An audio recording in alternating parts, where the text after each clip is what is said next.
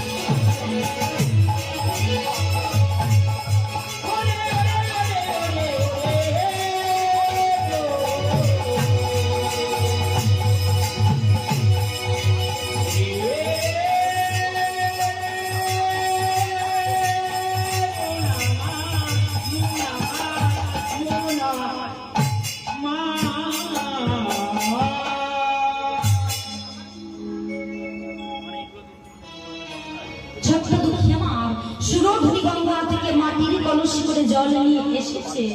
আসার সঙ্গে সঙ্গে দুঃখীর গুরুদেব আমার দুঃখীকে ডাকছে চিৎকার, ওরে দুঃখী আয় বাবা আমার পাশে এসে একটু বস। কেন বলি, কেন তোমার পাশে গিয়ে বসবো? আয় না বাবা আমার পাশে এসে একটু বস, আজ আমি তোকে দীক্ষা দিব। যেই না বলেছে দীক্ষা দিবি, সঙ্গে সঙ্গে ছোট ছোট দুঃখী আমার মনে মনে বড় বড় আনন্দিত। সেই দিন ছোট ছোট দুঃখীকে হৃদয় চৈতন্য ঠাকুর আমার পাশে বসিয়ে দীক্ষা দিল, আর দীক্ষা দিয়ে নাম রাখলো কৃষ্ণ দাস। দুঃখী আজ আমি তোকে দীক্ষা দিলাম, আর দীক্ষা দিয়ে নাম রাখলাম কৃষ্ণ দাস। মনে চিন্তা করছে আমার নামও যদি কৃষ্ণদাস হয় তাহলে আমার পিতা মাতারা দেওয়া নাম আমি কখনো বলবো? আমি যে পারবো না আমার পিতা মাতাকে অপমান করতে, আমি যে পারবো না আমার গুরুদেবকে অপমান করতে।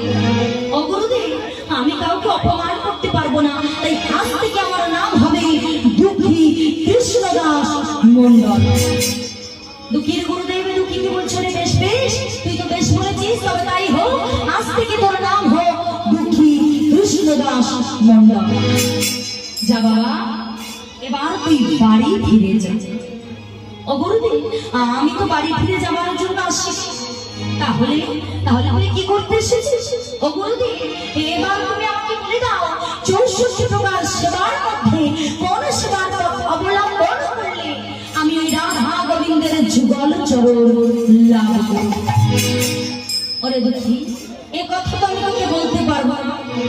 এ কথা যদি তোকে জানতে হয় তাহলে তোকে চলে যেতে হবে বৃন্দাবন। আর বৃন্দাবনে শ্রীজীব গোস্বামী তোকে বলতে পারবে কোন সেবার পথ অবলম্বন করলে তুই এই রাধা গোবিন্দের যুগল চরণ লাভ করবি। ওমা, সঙ্গে সঙ্গে ছোট্ট দুঃখী গুরুদেবকে বলছে, গুরুদেব, তবে কি আমাকে বৃন্দাবনে চলে যেতে হবে? তবে কি আমাকে বৃন্দাবনে চলে যেতে হবে? হ্যাঁ রে দুঃখী, তোকে বৃন্দাবনে চলে যেতে হবে। আমার ছোট ছোট দুঃখী আমার গুরুদেবের চরণে প্রণাম করে চলেছে বৃন্দাবন।